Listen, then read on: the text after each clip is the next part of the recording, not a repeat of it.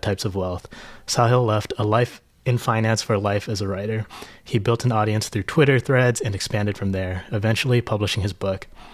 T-shaped can be good for a skill set, but it might not be great for the different types of wealth. Finance provided him a T-shaped life where he was making a lot of money, but with sacrifices in other types of wealth. What are these? Let's take a look. Number 1, time wealth. Everything I do is for the 17-year-old version of myself. That's Virgil Abloh. Good news. You're a billionaire, a time billionaire. You have at least 1 billion seconds left in your life. It's actually something many actual billionaires might not be able to say.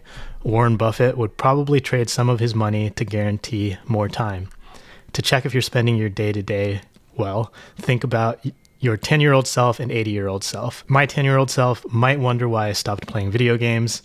Maybe it's something that brought me joy that I could revisit. My 17-year-old self would be happy to know I'm still making things on the internet. I imagine my 80-year-old self would happily pay $1,000 to take Booster, my dog, on a walk again. It makes me feel grateful every time I can take her on a walk when I have that thought. Number 2, physical wealth. Naval Ravikant says there are a few things that money can't buy, they must be earned: a fit body, a calm mind, a house full of love.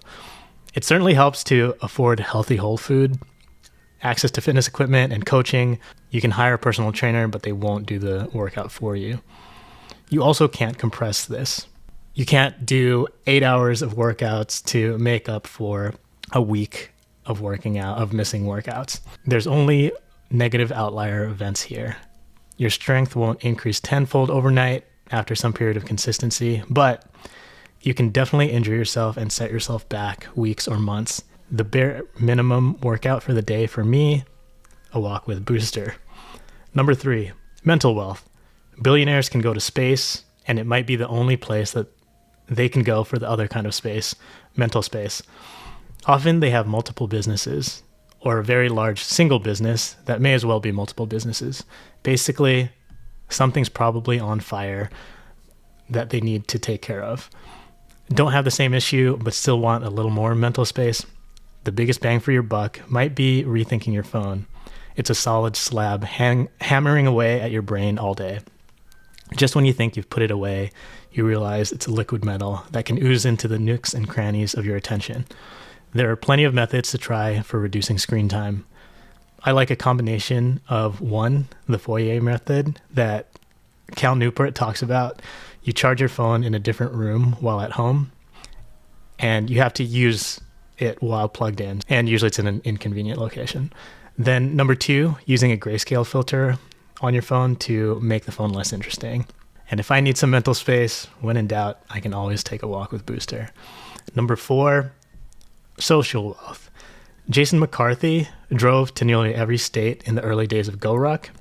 He had a couple thousand GR1 bags and was having trouble selling any of them.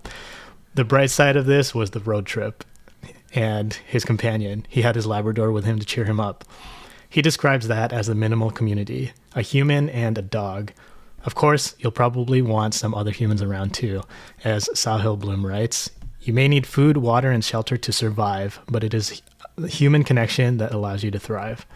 One action: find a recurring activity that you and a friend would do alone anyway and do it together. Group workouts are one of the more common examples. When in doubt, I can always walk Booster, sometimes with a friend.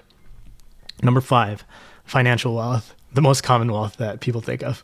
One tip from the book that stuck out for me is this idea where you don't splurge on everything and you don't cheap out on everything. So you don't want to be like completely on one end or the other. This also doesn't mean to just do everything in the middle where you're just buying the average of everything. You want to think more like a barbell, and you splurge on the things that you really love in life, and then you can be very frugal with things that you don't care about. My dumb examples: I'll splurge on nice cuts of steak because I enjoy cooking and eating steak. But I also give myself haircuts because I'm not really that particular about my hair.